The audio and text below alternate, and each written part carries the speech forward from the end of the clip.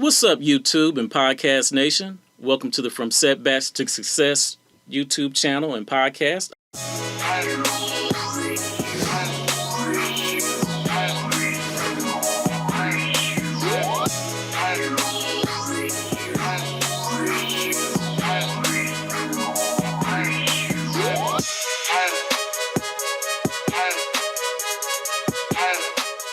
I'm your host, Quincy Benton, and guess what?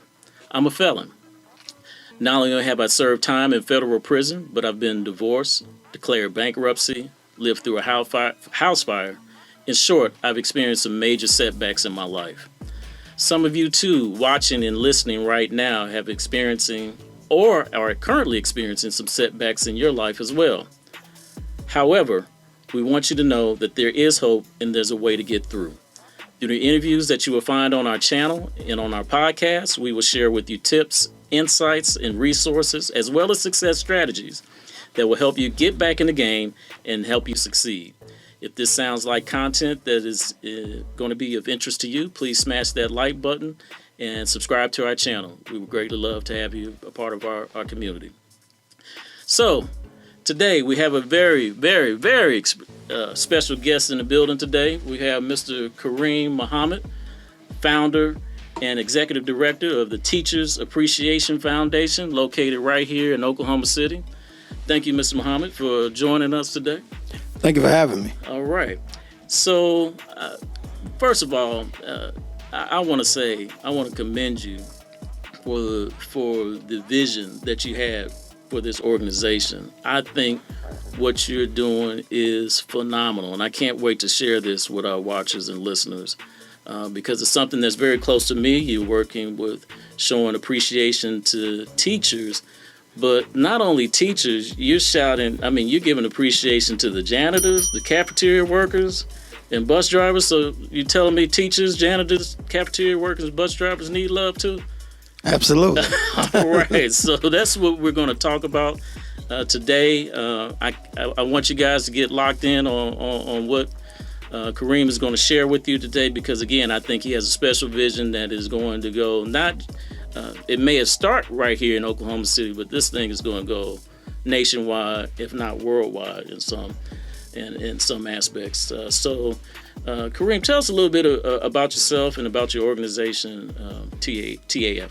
Karim Muhammad, right. Born and raised here in Oklahoma City. I had an idea a few years back to not only honor educators, but to honor this whole school system as a whole, the village. Absolutely.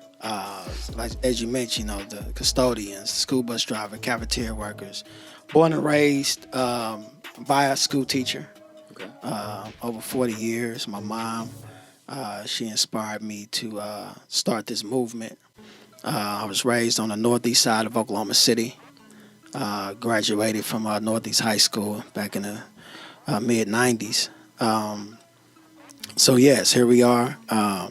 Thank you for allowing me to express and just inform your listeners and your viewers about the past, the present, and the future of Teachers Appreciation Foundation. Absolute. I mean, it is. It's just such a special thing because, one, as we know, teachers. I used to be. Most of my viewers know that, just in terms of my story, that I used to be a school teacher. There always has been this kind of thing related to being a teacher where you love working with the kids, but it just wasn't, the best paying profession, right, out there. And so it wasn't uncommon, at least in certain places where certain districts that I was familiar with, that, you would have people who didn't have to have, a college education, who, had regular careers like, doing hair or cutting hair, or, stylists and barbers who made more money in a lot of ways than school teachers. So, I definitely connect and resonate with the fact that you chose to honor them in this particular way as well. Now, you said you had, I know part of your story, your mother, she is is she still a school teacher now? She's since retired. Okay. She does a lot of mentoring and helping with up and coming school teachers. She works at a private school now called Mercy School. But yeah, just to give you, just in case people don't know, I went to her back in 2013. I said, Mom, I have an idea to honor retired school teachers. And so she critiqued me on it. She was like, well, what do you have in mind? I said, well, I want to do something like an annual. It was real raw, mustard seed thought I had. Okay. And she was just basically like, what do you have in mind? I said, well, I want to do something to honor retired school teachers in terms of a banquet or something like that. And she said, well, I've been to enough banquets, come up with something else. Okay. But it gave me that ammunition, it just made me more ambitious and more driven to do what the thought that came to me to do. Absolutely. So I went back to her. To make a long story short, I came back to her. I said, Mom, I really need to do this. She said, well, have you ever heard of a custodian or a school bus driver or cafeteria staff being honored of doing this banquet or something that you got in mind? Mm-hmm. I said, I haven't. She said, add that to your idea, and you got something. Rest is history. That's why I created the TAF Awards. Okay. Which I coined it the Grammys for dignitaries, educators, and support staff. And I wanted to be the many analogous to a Grammys. Absolutely. Lights, camera, action. You get your trophy. Same thing you see on the red carpet in Hollywood. I wanted to mimic that, but put my own spin on it. Not reinvent the wheel, just put my own spin on that wheel. Absolutely. So then 2014, I got it. I made it official in 2014. Okay.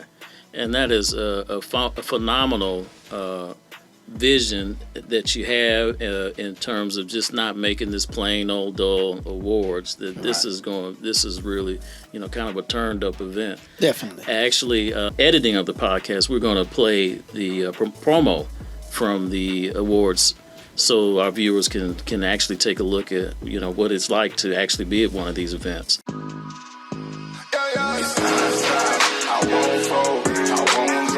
Until we on top, only going non-stop. I won't fold, I won't drop. Until we on top, only going non-stop. I want to thank everyone for coming to the 2020 TAF Awards. This was a show like no other, people. This is the Grammys for dignitaries, educators, and support staff around the state of Oklahoma and worldwide. We cannot do this without the support of the people. So we thank you, I thank you, for being such a dedicated supporter to this movement for the Teachers Appreciation Foundation. I thank you. I won't fold, I won't drop until we on top, only going non-stop. Thank you. So that is awesome. But let's just dive into some of the so you go beyond teachers. You go into custodians and cafeteria workers, and just thinking about that just took me back to my old days in high school, remembering all those personalities. I would say in a lot of cases characters. Even at the high school I was at, Millwood High School, Mr. Sherrill, old man Mr. Sherrill was our custodian. I remember have so many fond memories of him. Rest in peace, Mr. Sherrill. But what is it? What kind of response? Because you've already had one award. You've done how many awards? First of all, how many awards have you? We've done 8. 8. I'm sorry. I'll say 8. Yeah. Okay. 8 award shows. Okay, so you've done 8 and so next year will be going into your 9th? Right. Okay. What is the response like for the others, we'll say for now, the cafeteria workers and janitors? The village. Yeah, the village. Okay, I appreciate that. Well, in terms of the village, just for instance, we had the 2015 TAF Awards, and there was a custodian.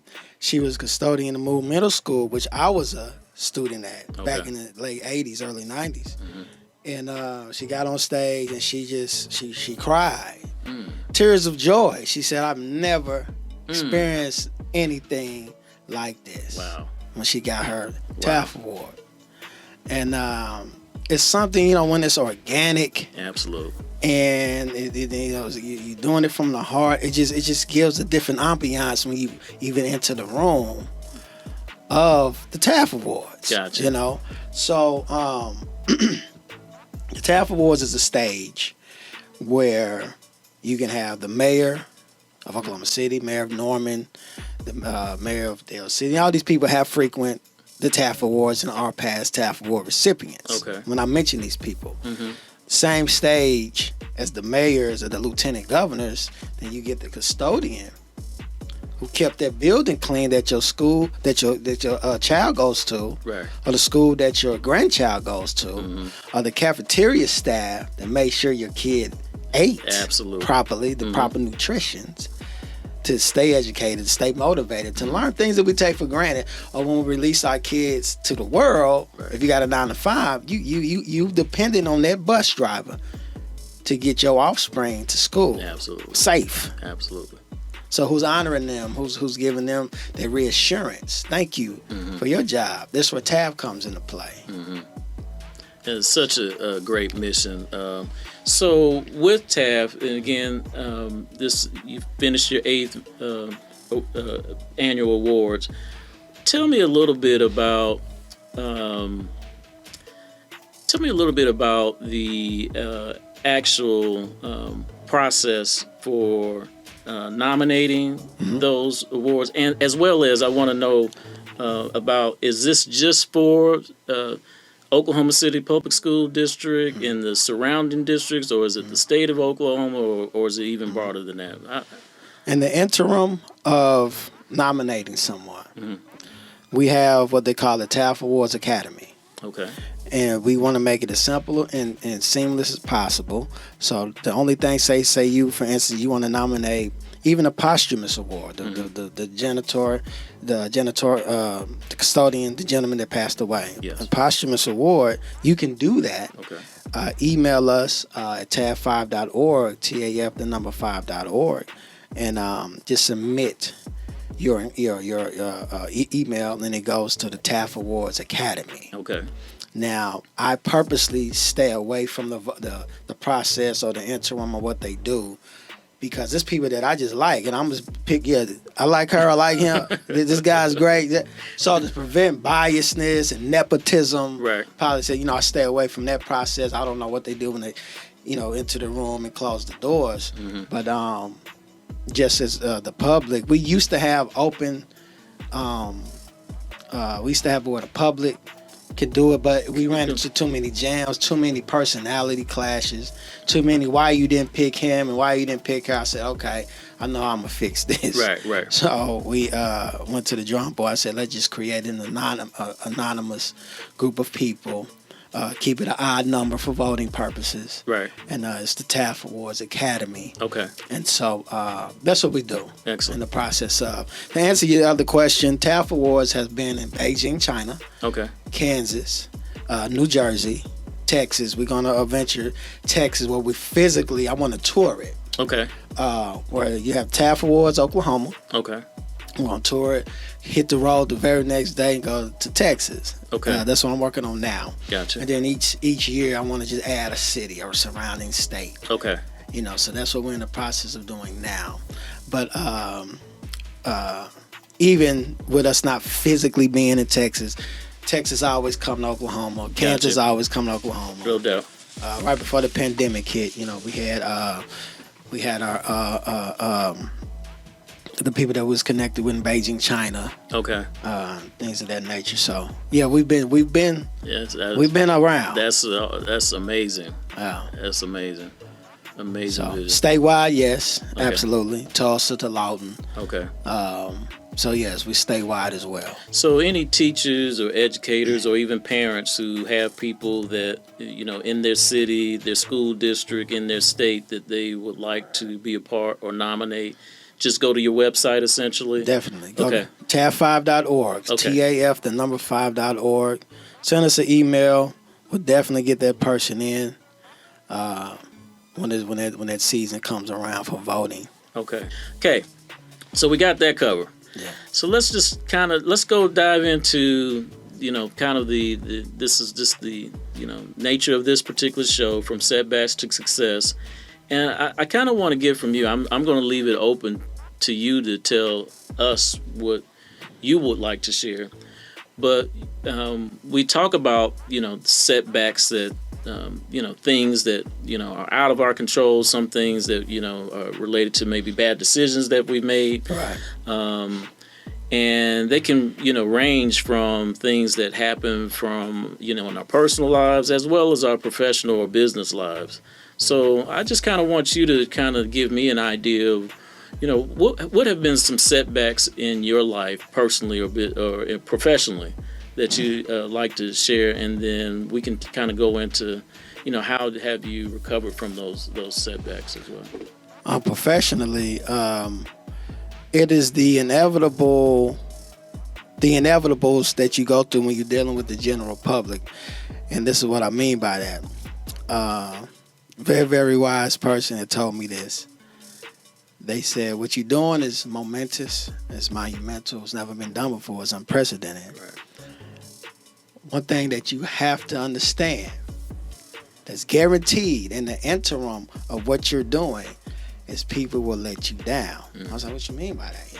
Things of that nature. They said, here's the thing, and then they laid out the ABCs, the 1, 2, 3s, jealousy, envy.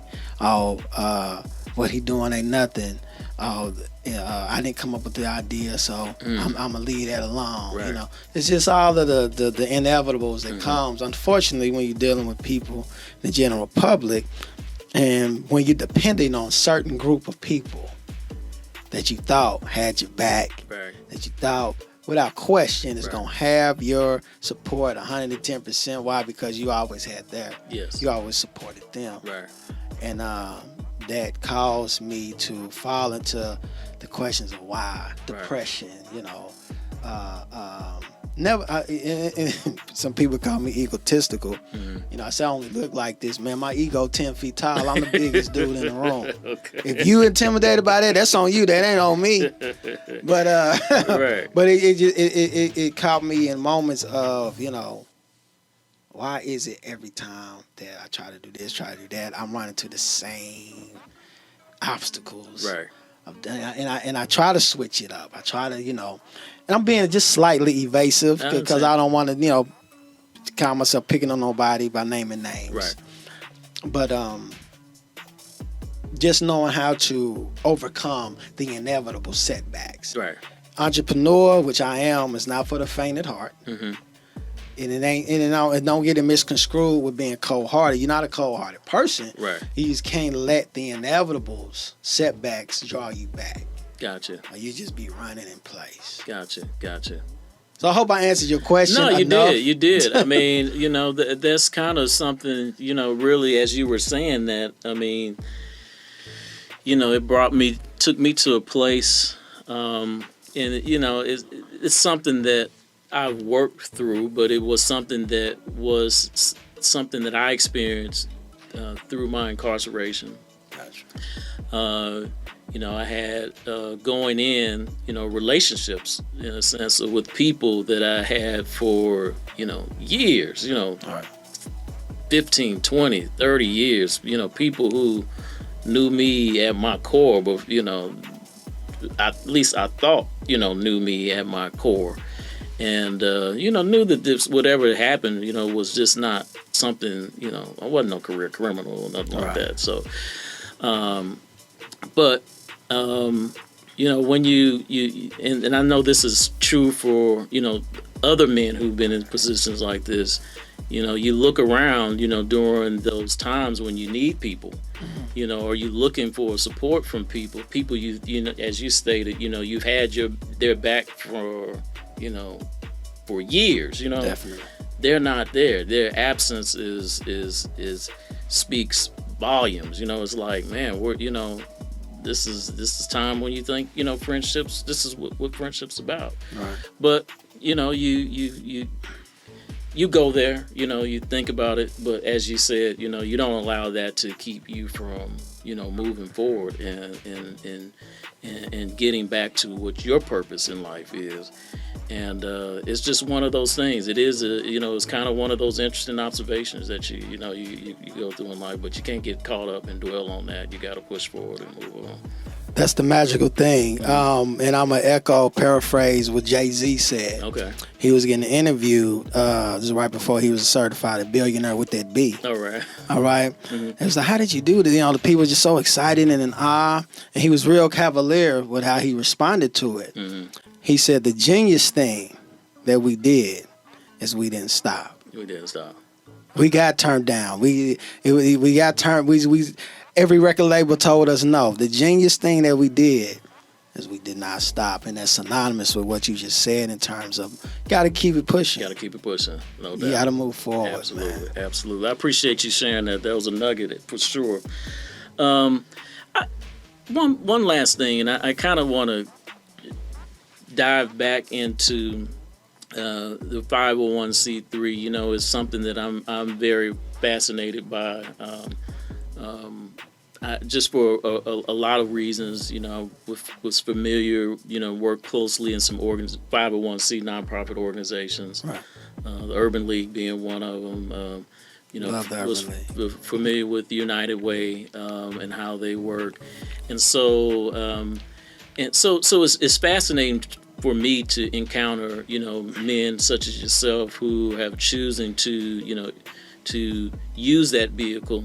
And I kind of want to just, while you're here, for everybody that's watching who might be thinking about, choosing or electing to start a nonprofit, I kind of want to dig into, get into some of your DNA as far as, why you chose the nonprofit 501c3 route over other routes, and what has been your experiences, maybe your challenges, or what have you feel like are the greatest assets to having a 501c3. Can you kind of talk about those things? Definitely. I'm going to answer your last question, then I'll back up to the first one.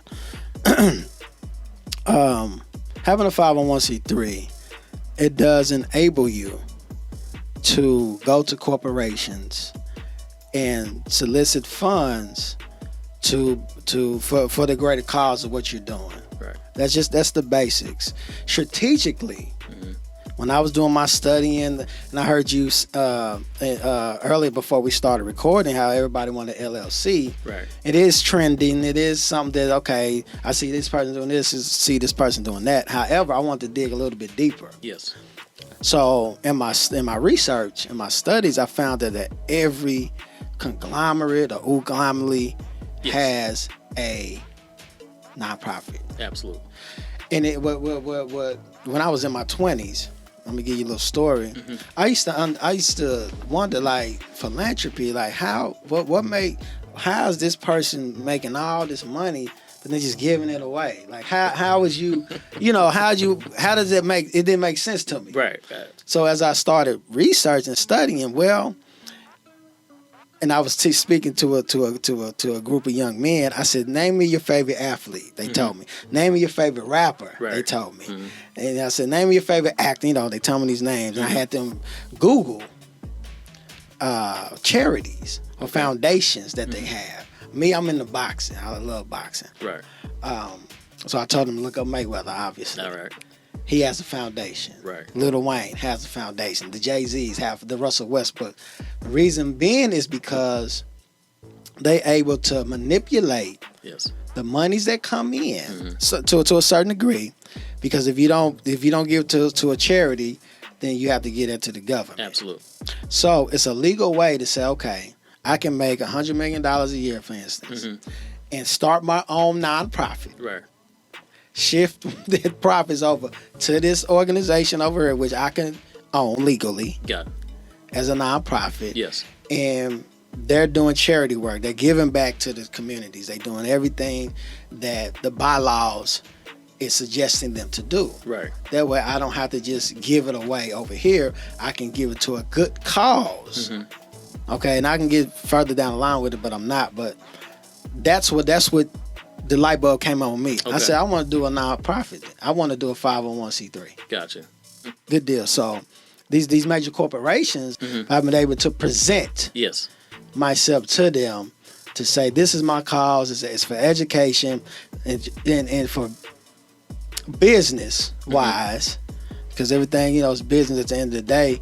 They just want to see my 501c3 number. Gotcha.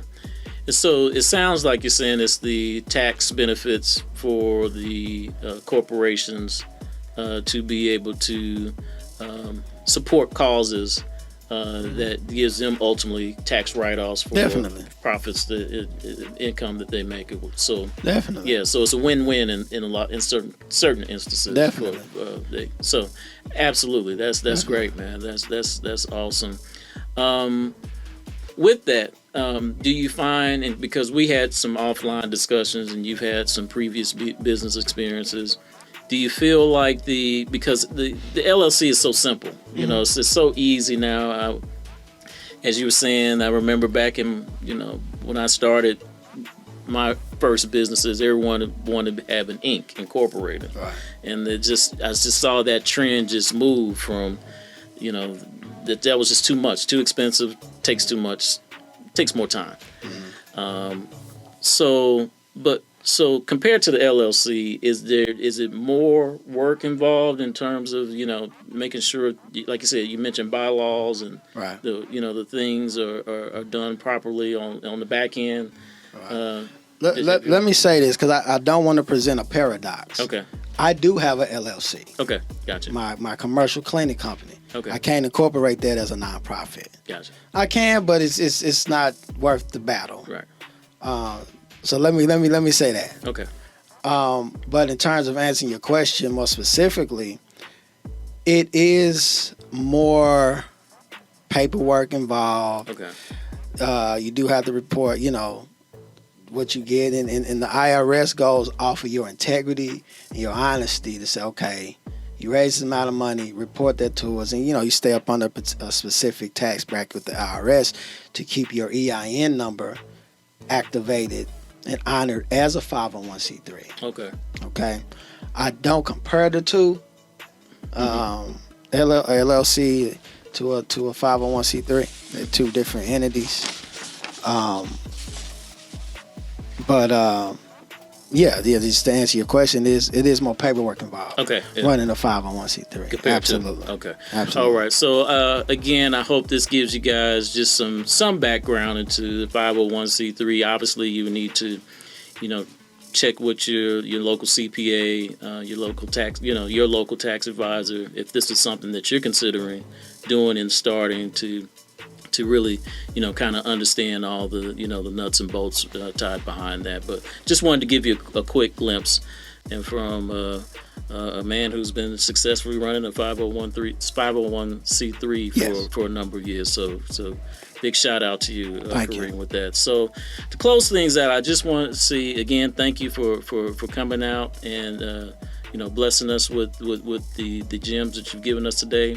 But I want to ask you if you can give me 2, 3, 4, 5 things for our listeners and viewers who may be experiencing certain types of setbacks in their life. What would you give to them for who's really kind of in the thick of it right now? What would you? What I'm about to say, please don't treat this as a cliche, even if you've heard it before. Right. All right, because I am living proof. One of the key ingredients, I'm gonna echo again what Sean Carter said, is you have to keep going. Don't stop. Gotcha. Whatever it is, don't stop, because that magical moment does happen.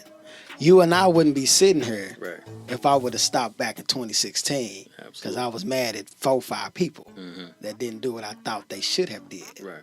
All right. So definitely keep going. That's 1 and 2. Okay. 3, 4, and 5 is 3, 4, and 5 is synonymous with keeping going, because if you didn't believe in yourself, you wouldn't have the appetite to keep going. So definitely believe in what you put out to the universe. Absolutely. Believe that. That's the prerequisite. You have to believe it first, because the mustard seed thought comes in your mind first before you express it and present it to the world. Gotcha. So believe what your mustard seed is, Believe that. As if, it's your last breath, right? And then this is one kicker. This is one thing. And this is not being pessimistic. Okay.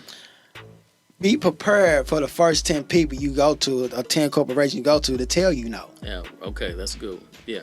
Be prepared for that. Right? You're not going in like, I'm sick to talk to John over here. I know he's going to tell me no. It ain't that type of party. It's all strategic. Be prepared for it. Honor it. Right. Embrace it. Right. Okay?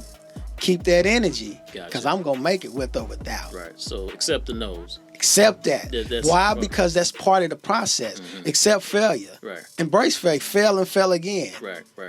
Because that's part of the process. Gotcha. And I use this analogy. I used to be big in the gym. Used to be a gym rat. Right. In order for the muscles to grow, you have to lift weights to muscle failure. Right. Absolutely.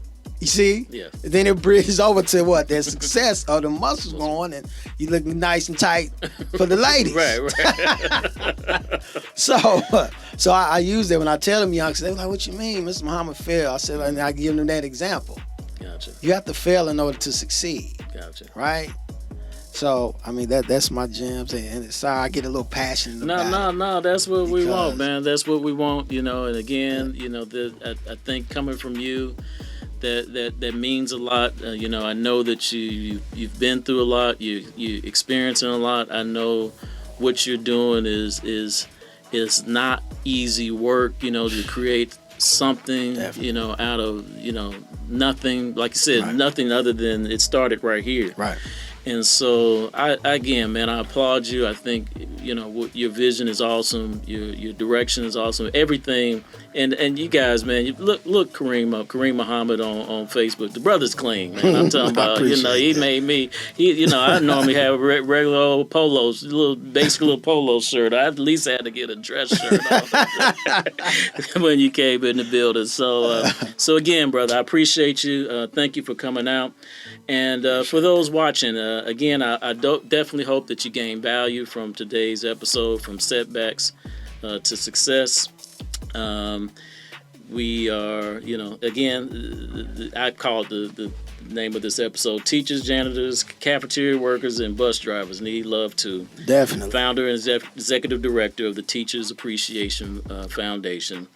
Again, please visit him. Link down below, the www.taf5.org to participate in the raffle, as well as just to nominate teachers and be, locked into the events of this wonderful organization and the wonderful leader that we have here today.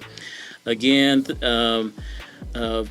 follow us as well on social media at From Setbacks, the #2success.com on YouTube, on Instagram and Facebook. You can find us on Twitter as well. You can also visit our website at www.fromsetbackstosuccess.com. If you want to become a sponsor or contact the show, you can reach us there. You can also, first of all, as always, want to give a big shout out to our producer, Buck. Buck, where you at? Thank you, sir. Okay, thank you. Thank you, Buck. And, podcast here at Black and Studios, Buck does a phenomenal job of making sure that we're high and tight on the camera, and he just gets our production nice and clean. So appreciate you, Buck, for everything that you do as well. If you have a show idea or you want to get into this space as well, feel free to contact him direct at podcast with an S, podcast at blackandstudios.com, and he can talk to you, as well with a free consultation to see, talk about your dreams, your aspirations, your ideas, and how you can make those happen.